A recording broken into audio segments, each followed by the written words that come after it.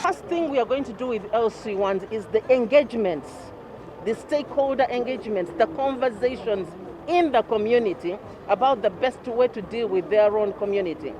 They have mentioned to us that there may be need for a law that enables them to enforce.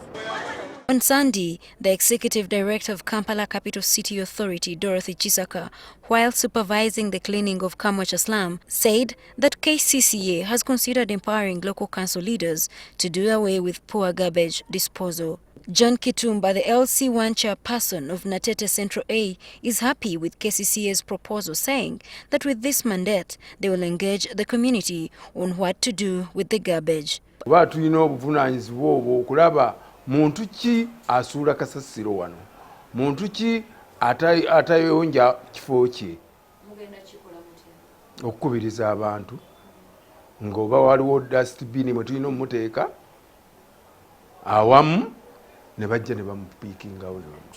Twagaba obukutiya buli muntu ne tumuwa akakutiya okubeera ng'ateekamu kasasiro we nga bano batendala nga Nabugabo nga mwajja n'amusanga. The leaders hope KCCA can first sensitize the public. Neteekawo n'amateeka ti singa omuntu anaakwatibwa ng'asudde kasasiro mu mwala ajja kuweebwa ekibonerezo bwe kiti naye ng'asoose kusomesebwa n'amanye engassi gy'anaawa nga ayonoonya obutonde bw'ensi.